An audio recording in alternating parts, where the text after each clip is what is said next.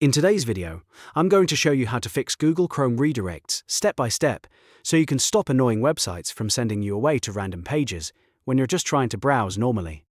This is a very common issue, and the good news is that Chrome has a built-in setting that can usually fix it in just a minute or two.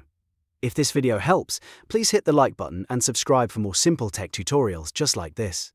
Let's jump right in. First, open Google Chrome on your computer. Once Chrome is open, look to the top right corner of the browser window and click the three dots icon. This opens the main Chrome menu, where you can find all of the browser's settings and tools. From the menu, click Settings. This will take you to Chrome's settings page, where you can control how the browser behaves, including privacy, security, and site permissions. On the left-hand side, click Privacy and Security. This section is where Chrome keeps the options that help protect your browsing experience and manage what websites are allowed to do. Next, click Site Settings.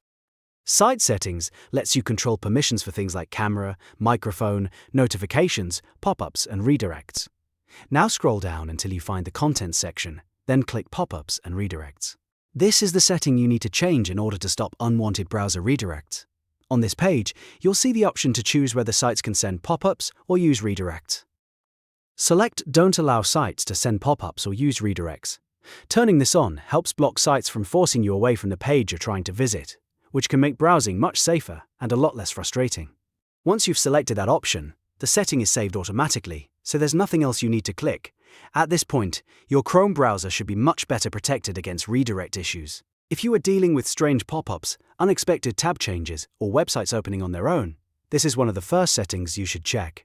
And if the problem still continues after this, it may also be worth checking your extensions, clearing your browser data, or running a malware scan on your device.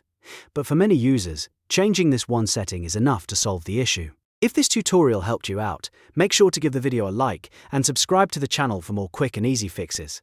Thanks for watching, and I'll see you in the next one.